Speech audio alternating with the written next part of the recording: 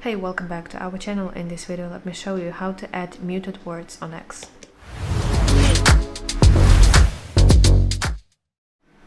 So first of all, open X application on your device and you want to tap your profile picture in the top left corner of the screen. Now scroll to settings and privacy.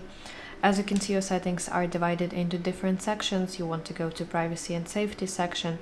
From here, select mute and block section and go to muted words page.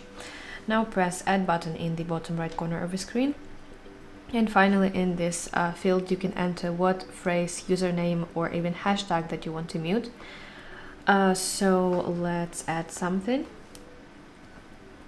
And you can set some preferences. So mute from home timeline, notifications, mute from everyone and from people that you don't follow. So you can decide which one you want to have. And of course, set your duration. It could be forever, 24 hours, 7 days, or 30 days.